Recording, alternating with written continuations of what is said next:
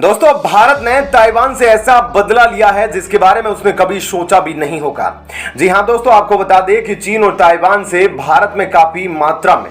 Vinyl tiles को import किया जा रहा था, लेकिन अब भारत सरकार द्वारा इस पर इंपोर्ट ड्यूटी लगाई जाएगी ताकि इस एक्सपोर्ट की वजह से भारत के लोकल मैन्युफैक्चरर और बिजनेसमैन को भारी नुकसान ना झेलना पड़े। ऐसे में भारत सरकार के इस कदम के बाद से भारत के लोकल मैन्युफैक्चरर काफी खुश है। अब इस खबर के बारे में आपको थोड़ा विस्तार से बताते हैं कि किस तरह से भारत ने 24 घंटे में ही ताइवान पर एक्शन लेते हुए वहां से इंपोर्ट होने वाली टाइल्स पर हेवी ड्यूटी लगा दी। दरअसल पिछले कुछ समय से भारत में एक बहुत ही खास तरह की टाइल को लगाने का ट्रेंड चल रहा है। इन्हें विनाइल टाइल्स कहा जाता है। बता दें कि यह टाइल्स काफी ज्यादा सस्ती, सुंदर और टिकाऊ होती है।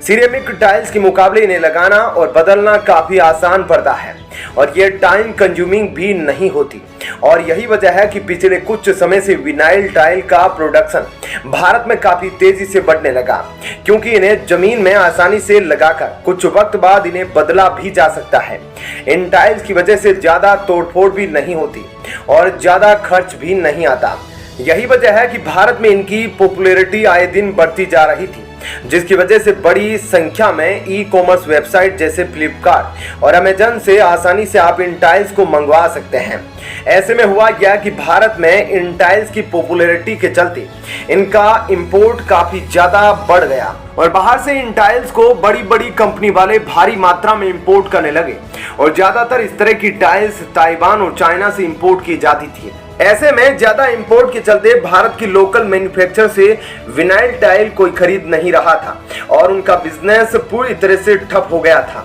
भारतीय कंपनियों ने भारत सरकार से इस चीज की कंप्लेंट करके इसके बारे में कोई सॉल्यूशन निकालने के लिए रिक्वेस्ट की थी, जिसके बाद director general of trade remedies ने इस मामले की जांच पड़ताल की और इसी साल जनवरी में अपनी रिपोर्ट भारत सरकार के पास भेजी और कहा कि चाइना और ताइवान से भारी मात्रा में आने वाली विनाइल टाइल्स के ऊपर एंटी डंपिंग ड्यूटी थोपी जानी चाहिए, जिसके बाद अपने देश के लोकल मैन्युफैक्चरर के फायदे के लिए भारत सरकार ने इसे पूरी तरह से एक्सेप्ट करते हुए फाइनेंस मिनिस्ट्री ने चाइना और ताइवान के ऊपर एंटी डंपिंग ड्यूटी को लागू कर दिया। इंपोर्ट ड्यूटी इन देशों पर $2.05 पर स्क्वायर मीटर से लेकर 1.44 मीटर पर स्क्वायर तक लगाई जाएगी और अब भारत को डंपिंग ड्यूटी लगाने की अनुमति भी मिल चुकी है और ये ड्यूटी अगले 5 सालों तक इन पर लगी रहेगी, क्योंकि आत्मनिर्भर अभियान के जरिए भारत अब किसी भी तरीके से विदेशी इंपोर्ट को लोकल मैन्युफैक्चरर्स और लोकल बिजनेसमैन पर बिल्कुल भी हावी होने नहीं दे रहा है। ऐसे में सरकार का यह कदम काफी सराहनीय है और सभी लोकल बिजनेसमैन और मैन्युफैक्चरर इस बात को लेकर सरकार की जमकर तारीफ भी कर रहे हैं।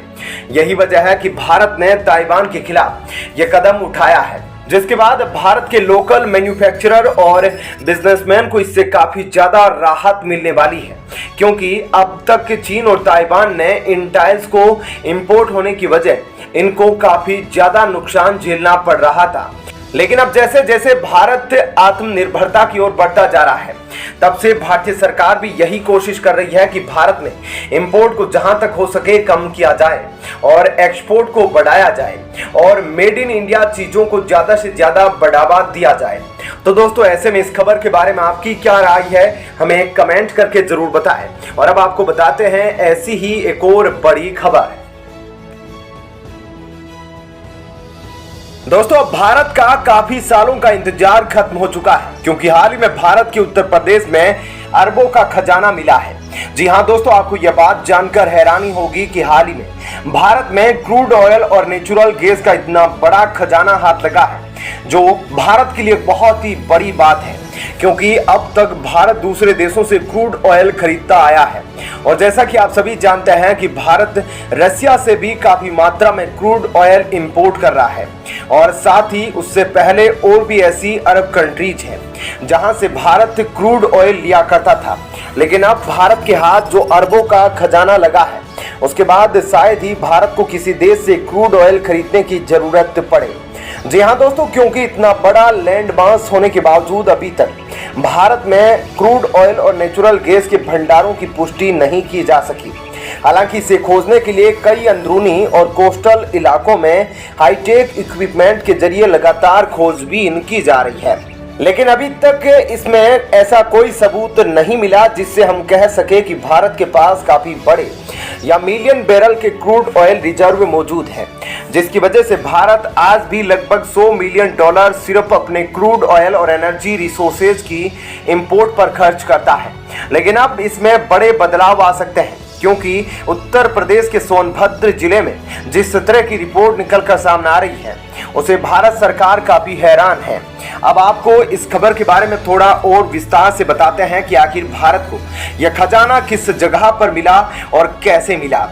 दरअसल दोस्तों, हाल ही में यूपी के सोनभद्र जिले के ग्रुवल गांव में किसान अपने खेतों में बोरिंग कर रहा था, तभी अचानक से बोरिंग में आग लग गई और पानी में आग लगता देख वहां मौजूद एक व्यक्ति दंग रह गया कि आखिर ऐसा कैसे हो सकता है। और इसके बाद कई घंटों की मेहनत के बाद भी जब आग पर काबू नहीं पाया जा सका तो किसान और वहां मौजूद लोगों ने मिलकर जिलाधिकारी से संपर्क किया। इसके बाद जिलाधिकारी तुरंत मौके पर पहुंचे, लेकिन आग की प्रकृति और हालात की गंभीरता को देखते हुए उन्होंने अकेले न जाकर अपने साथ एक्सपर्ट जियोलॉजिस्ट की एक टीम ले जाना भी सही समझा। जिसके बाद मौके पर पहुंचते ही सबसे पहले आग पर काबू पाने के लिए जूट के बोरों को बोरिंग पर भिगोकर आग पर बांधा गया, जिसके बाद आग पर काबू पाया जा सका। और जब स्थिति काबू में आ गई तब मौके पर मौजूद जियोलॉजिस्ट ने बोरिंग के 45 फीट अंदर से पानी का सैंपल लेकर जांच के लिए देहरादून स्टेट ONGC की लैब में भेजा और वहां से जो रिपोर्ट निकल कर आई उसने सभी को हैरान कर दिया,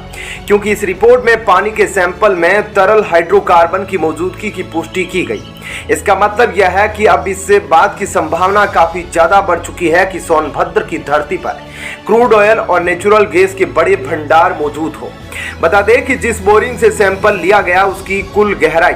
440 फीट है और उसमें से जो गैस निकल रही थी उसकी महक भी डीजल जैसी है। और सिर्फ इतना ही नहीं बल्कि सोनभद्र उत्तर प्रदेश का एक ऐसा इलाका है जहां से पहले भी कई अलग अलग तरह के खनिज मिल चुके हैं, जिसमें सोना, बालू, पत्थर और कोयला शामिल है। ऐसे में अब इस घटना के बाद